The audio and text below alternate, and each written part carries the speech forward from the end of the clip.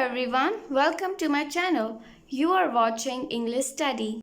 Hey everyone, this is Shweta from English Study और आज हम सीखने जा रहे हैं 30 मोस्ट अमेजिंग इंग्लिश सेंटेंसेस। आज हम 30 ऐसे इंग्लिश के वाक्यों को देखेंगे जो आपकी इंग्लिश को अपग्रेड कर सकते हैं। So continue watching this video. So first sentence we have is मैं जाने ही वाला था। मैं जाने ही वाला था। I was about to go. जब भी हम ऐसे सेंटेंस यूज़ करें, मैं ये करने वाला था, मैं वहाँ जाने वाला था, मैं पढ़ने वाला था, तो वहाँ पर हम लगाते हैं about to. About to. मैं जाने ही वाला था. I was about to go. वह कठिन परिश्रम के फलस्वरूप सफल हुआ. वह कठिन परिश्रम के फलस्वरूप सफल हुआ. He succeeded by dint of hard work. He succeeded by dint of hard work. Dint होता है फलस्वरूप. Succeed by dint of hard work यानी परिश्रम के फलस्वरूप सफल होना. Next, हमें अपने मित्रों की भलाई में रहना चाहिए. हमें अपने मित्रों की भलाई में रहना चाहिए. We should act in favor of our friends. We should act in favor of our friends. Okay? Next sentence. We have हमें जीने के लिए काम करना होगा. हमें जीने के लिए काम करना होगा. We must work in order to live. माँ अपने बेटे के स्वास्थ्य के बारे में चिंतित है. माँ अपने बेटे के स्वास्थ्य के बारे में चिंतित है. The mother is worried about her son's health. चिंतित होना यानी worried. The mother is worried about her son's health. Next sentence we have Taj Mahal बहुत खर्च करके बनवाया था. ताजमहल बहुत खर्च करके बनवाया था. The Taj was built at an enormous cost. The Taj was built at an enormous cost. बहुत खर्च करना वो होता है enormous. Enormous. Okay? Very expensive. Next. उस पर चोरी का दोष लगाया गया था. उस पर चोरी का दोष लगाया गया था. He was accused of theft. He was accused of theft. दोष लगाना उसको हम इंग्लिश में बोलते हैं accused. चोरी का दोष लगाना accused of theft. Next.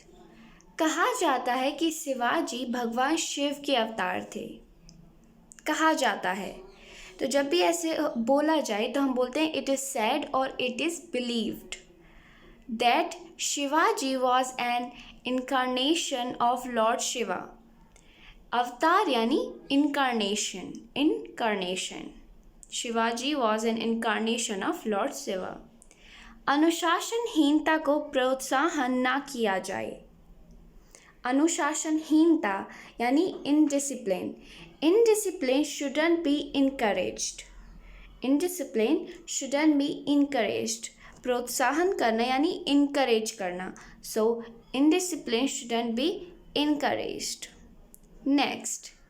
मैं बाढ़ का प्रकोप देखकर दंग रह गया. मैं बाढ़ का प्रकोप देखकर दंग रह गया. I was surprised to see the fury of flood. बाढ़ का प्रकोप यानी fury of floods. I was surprised to see the fury of floods. Next sentence we have क्या कोई इतना अपमान सह सकता है? क्या कोई इतना अपमान सह सकता है? Can anyone bear such insult? Can anyone bear such insult? तो अपमान होता है insult और सहन करना उसको हम इंग्लिश में बोलते हैं bear. Can anyone bear such insult? स्वास्थ्य धन से अधिक मूल्यवान है. ये एक लोकोक्ति भी है. स्वास्थ्य धन से अधिक मूल्यवान है. Health is more precious than wealth. Health is more precious than wealth. स्वास्थ्य होता है इंग्लिश में health. मूल्यवान होना अधिक मूल्यवान इज more precious और धन को हम इंग्लिश में बोलते हैं wealth. Health is more precious than wealth. Next sentence. Vivekananda Bharat के सर्वाधिक लोकप्रिय संतों में से एक थे. Vivekanand was one of the most popular saints in India. Okay? लोकप्रिय संत यानी पॉपुलर सेंस. हम बड़ा कठिन जीवन व्यतीत करते हैं. हम बड़ा कठिन जीवन व्यतीत करते हैं. We live a very hard life और we lead a very hard life. तो इस तरह बनेगी इस सेंटेंस की इंग्लिश. ओके, अब फोकस करते हैं हम हमारे नेक्स्ट सेंटेंस पर. नेक्स्ट, मनुष्य नाशवान है. मनुष्य नाशवान है. नाशवान का मतलब होता है जिसका नाश हो सके. Man is मॉर्टल. So, man is mortal. Man is mortal. मनुष्य नाशवान है. नेक्स्ट, क्या आप मुझे एक पेन या पेंसिल देंगे? ठीक है, तो ऐसे सेंटेंसेस का आप इस्तेमाल कर सकते हैं जब भी आपको पेन चाहिए, पेंसिल चाहिए किसी से. तो इसकी इंग्लिश होगी, will you please give me either a pen or a pencil. Will you please give me either a pen or a pencil. Okay, इधर अ पेन और पेंसिल का मतलब है या तो एक पेन दे दो या एक पेंसिल दे दो. दोनों कैदियों में से कोई अपराधी नहीं है. दोनों कैदियों में से कोई अपराधी नहीं है. None of the two prisoners is guilty. None of the two prisoners मतलब दोनों कैदियों में से. कैदी को हम बोलते हैं prisoners और अपराधी यानी guilty. Guilt यानी अपराध होता है, तो अपराधी होता है guilty. रजनी और खुशबू दोनों को मेहनत करनी चाहिए. Both Rajni and Khushboo should work hard. Both Rajni and Khushboo should work hard. Rajni और खुशबू दोनों को मेहनत करनी चाहिए. Okay, so this is the sentence. Next sentence we have is, मैंने चित्रकला छोड़ दी है. मैंने चित्रकला छोड़ दी है. I have given up painting. छोड़ना यानी give up. जैसे मैंने धूम्रपान छोड़ दिया है, I have given up smoking. मैंने पीना छोड़ दिया है, I have given up drinking. Okay, इस तरह से आप इस सेंटेंस का यूज़ कर सकते हैं. नेक्स्ट, अपने पिताजी को चिट्ठी ज़रूर लिख दो. अपने पिताजी को चिट्ठी ज़रूर लिख दो. Do write to your father. अब यहाँ पर आपको चिट्ठी की भी इंग्लिश लिखने की ज़रूरत नहीं है. जब आप इतना ही कहें do write to your father, इसका मतलब ही होता है चिट्ठी लिखना. Okay, do write to your father. यहाँ पे लेटर लगाने की कोई ज़रूरत नहीं है. नेक्स्ट, राजीव अपनी माता जी को हर दूसरे सप्ताह देखने जाता है. Rajeev visits his mother every other week. हर दूसरे सप्ताह यानी every other week. Next sentence. Next, भीड़ का हर व्यक्ति स्तब्ध खड़ा था. भीड़ का हर व्यक्ति स्तब्ध खड़ा था. Everyone in the crowd was stunned. स्तब्ध खड़ा था मतलब stunned, एकदम चकित. ओके, stunned उसको हम इंग्लिश में बोलते हैं stunned. भीड़ को हम इंग्लिश में बोलते हैं crowd. Everyone in the crowd was stunned. Next, क्या आपको बस के रास्ते की जानकारी है? ओके, सो इसको हम इंग्लिश में बोलते हैं are you familiar with bus roots. तो जब भी आपके यहाँ पे कोई मेहमान आता है तो आप ये उससे पूछ सकते हैं क्या आपको यहाँ के बस के रास्ते की जानकारी है. Are you familiar with bus roots.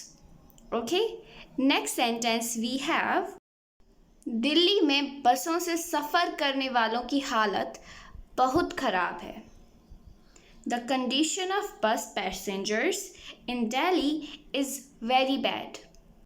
अब आप सोच रहे होंगे कि जो सेंटेंस में है दिल्ली में बसों से सफ़र करने वालों की यानी पैसेंजर्स, ये तो प्लूरल है और मैंने सेंटेंस क्या बोला है, द कंडीशन ऑफ बस passengers in Delhi is very bad. तो आपको नहीं लगता आर होना चाहिए? नहीं, क्योंकि हम यहाँ पर कंडीशन की बात कर रहे हैं, स्थिति के बारे में बात कर रहे हैं, हालत के बारे में बात कर रहे हैं. तो यहाँ पर हम इसका यूज़ करेंगे, द कंडीशन ऑफ बस पैसेंजर्स. मेरी सचिव अपने कर्तव्यों को बहुत कुशलता से करती है. माई सेक्रेटरी कैरीज आउट हर ड्यूटीज़ वेरी एफिशिएंटली। ठीक है, कैरीज आउट का मतलब होता है कुशलता से कोई कार्य करना। ठीक है, उस व्यक्ति की मृत्यु एक असाध्य रोग के कारण हुई। That man dead of an incurable disease. That man dead of an incurable disease. Incurable मतलब असाध्य रोग। नेक्स्ट, मृत व्यक्ति को अस्पताल से ले जाया गया है। The deceased person has been taken from the hospital. मृत व्यक्ति, उसको हम इंग्लिश में बोलते हैं डिसीज्ड पर्सन। इसकी स्पेलिंग डिसीज से अलग होती है, जिसका मतलब होता है बीमारी। ठीक है, the deceased person has been taken from the hospital. केवल बीए पास व्यक्ति ही इस पद के लिए चुने जाने योग्य हैं। Only a graduate is eligible for this post. Only a graduate is eligible for this post. Next, तुम्हारा हस्तलेख अस्पष्ट है। Your handwriting is illegible. Illegible मतलब अस्पष्ट, जिसे पढ़ा ना जा सके अच्छे से। Okay, Your handwriting is illegible. किसी विवाद में न्यायाधीश को सदा निष्पक्ष रहना चाहिए। द जज must always be disinterested party in a trial. निष्पक्ष का अर्थ होता है किसी का भी पक्ष ना लेना। द जज must always be disinterested party in a trial. Well, this is the end of the video. If you liked, then hit the like button and subscribe my channel for more informative and interesting video like this.